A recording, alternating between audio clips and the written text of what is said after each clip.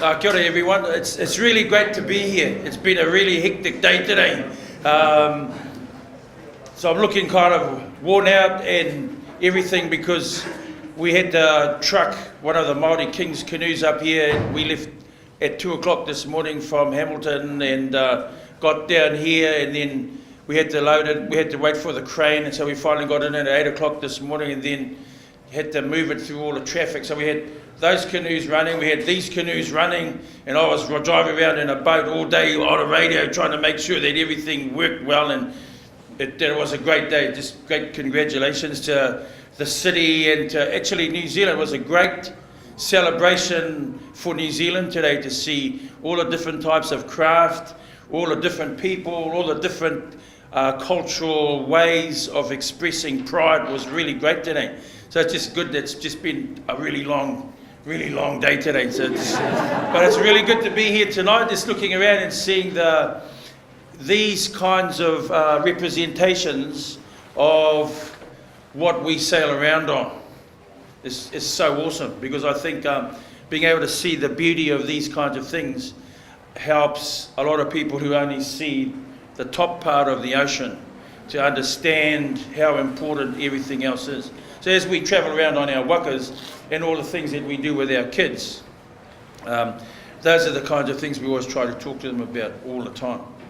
You know, that there's more to it than just looking at the top here. And I guess in terms of what I'm here to talk to you about tonight is that often there's more to look at other than the surface of a lot of what people would regard generally as the myths and legends of the ancestors who came here with the knowledge of navigation. Because if we sit back and we think about those kind of things, we have to take our minds back to people or ancestors. I call them people because if we follow back through the ancient genealogies of the Maori and the Pacific, people like Maori are real people.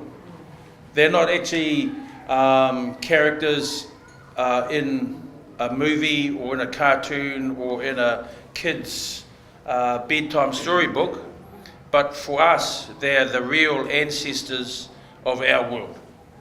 And so when we talk about ancient navigation, the ancient experts that travelled across the oceans, then those are the names that come to the fore. Maori, Kupe, then my ancestor Hoturoa, Ngā there's all these names of people who were great seafaring sailors, captains, navigators and crew that we still have in the recollections of our people. And so to be able to sit here and or to stand here and talk to you about all of those people is something that's very special for me. Not just the fact that we're here talking about how great our oceans are and how in need of our assistance and care they are at the moment. Also the fact that I'm able to stand here and have our 2 canoes sitting out here as well this evening. And we're really fortunate that this has become the home of these 2 canoes. And Haunui has sailed from here to San Francisco, down to the Galapagos Islands, and all the way across back here across to Australia. And we've done quite a bit of mileage. And in that whole time is, part of what I try to pass on to the young people that come and sail with us is for them to realise that actually they're descended from these great navigators and these great seafarers of 1,000 years ago, of 2,000 years ago, of even further than that. And so when people ask me, do you believe in these stories about Maori? Or do you believe in these stories of Kupe and all these kinds of things that have happened? And I always say yes. And then people will say, well, why? And it's exactly as I explained to you earlier. Firstly, if I trace back through the genealogical stories that are passed on from generation to generation, they feature in those stories. It's not as if I'm talking about some figment of my imagination.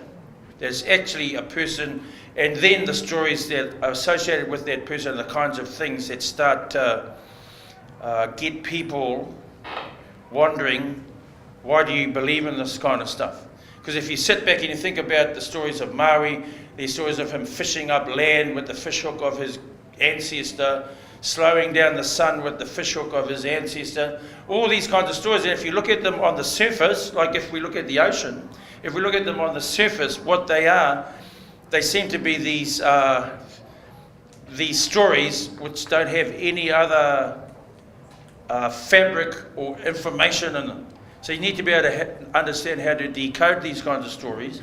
And so stories about Maori fishing up land, it's not just a Maori story, but it's a story from the whole Pacific of this great explorer and navigator called Maori who fished up land wherever he went.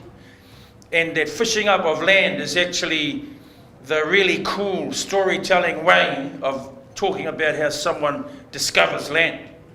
And then when people say, oh, but how can you believe that he used a fish hook that was made out of the jawbone of his great-grandmother? And you say, well, it's actually, you have to think past the physical appearance of a fish hook that has been made from the jawbone of an ancestor, but you have to understand that when we talk about the jawbone of this ancestor, we are talking about where that information came from. So, when somebody talks to you and someone tells you about stuff, where's that coming from? Right here. The jawbone of that ancestor is going to give you that kind of knowledge. And then people say to me, well, how come you can slow the sun down? How can you make days longer and shorter? I said, well, all you need to know is to have the navigational knowledge to move your people from one place where the days are usually of an even length and come to a place like Hoturoa where in the summer the days are long. Suddenly you've got a story that sounds very full of fantasy and wonder to actually come down to a story that tells you about how to get to places. But if you don't know how to be able to sit back and look at those stories in that way, you're always going to be looking at them on the surface and think, oh, it's just fairy tales. It's just myth and legend. So part of what we love to do when we sail is not just to talk about those stories, but then to bring those stories from out of a realm of myth and legend to reality. And the way we've been able to do that is to go on these long voyages. So when people say, oh, do you believe that you can sail from here to there without using any scientific instruments? Okay, well, we do use a scientific instrument. It's called our eyes, it's our ears, and all that kind of stuff, It's a type of things that all of it, I'm not talking about Maori ancestors, I'm talking about all our ancestors used to do this. All our ancestors used to just look at things and figure it out and go, that's how we should do it. And so that's why we did it. When people asked it, I said, well, we've done it. How can you believe that you can sail so far? I said, well, we've done it. We've sailed there, we've come back, we're still alive. What greater proof do you need that this kind of stuff works? And so, I guess to close off, really is to say to you all that we're very fortunate that we were able to rediscover this kind of knowledge. It's not just through the ability to decode the ancient stories of our ancestors, which is something we've always known. There's been underlying stories, but we've been very, very fortunate that over the last 35 years, for us anyway, we've been able to sit at the side of a great master navigator from Sarawak. Maupailu was a man who broke the cultural mold of his people and chose to teach people from outside of his island how to do this. And he chose to teach people who were not direct descendants of his how to do this. And so what we do when we sail, it's not just a matter of sailing across the ocean, but it's a matter of thanking him for breaking that mold to allow us to be able to rekindle and re-enliven that kind of information.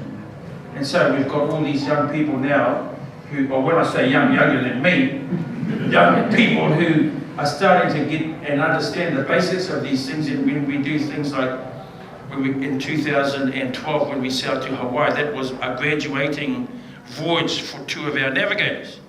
When we got to the Marquesas, their test was to get the canoe from the Marquesas to Hawaii, and all I did was ride along, and every now and then if they asked questions, I'd give them answers. But it was their job to get the canoe there. And these are the best kinds of tests because there's no kind of A, B, C, D pass or not yet achieved it or that. It's like live or die. You know, you get there and you've arrived, you've passed. It's those kinds of tests, but those are the kind of things that we actually out there and we do. So, yeah, as I said, to finish it off, I can't really go any further than to thank Mau Piailug for his taking a chance with all of us to become the ones that understand his knowledge, which is the knowledge of our ancestors. And I remember one time we were at a conference with a bunch of scientists at the University of Hawaii about 15, maybe 17 years ago. And one of the scientists asked him, don't you feel bad teaching Micronesian traditions and knowledge about navigation to Polynesians? Because that's really what was happening. We had this little man from Micronesia teaching all of us what to do. And he actually said, white man drew the lines. And then afterwards we had this really good sort of session where, and a lot of people came up to me and said, can you explain to me what Mr. Piailug was talking about when he said that? And he said, I said to them, look, what he's trying to tell you is that until the ocean was kind of split up into all these places that we're used to seeing on maps, what he's telling you is that the knowledge that he had at one stage was an oceanic knowledge. It was a knowledge that everybody knew, and he was happy to return that knowledge to everybody else. And so that's what we're trying to do now. You know, we don't believe that Haunui is a waka that, or Aotearoa wakas that only Maori people should go and learn this kind of stuff on. And we don't think that that we should keep those kind of things to ourselves, because that's what Mo said to us. And so it's great to be here tonight. It's great to sort of help you all to look a bit deeper into some of these things, and just like to congratulate the Maritime Museum for this new space.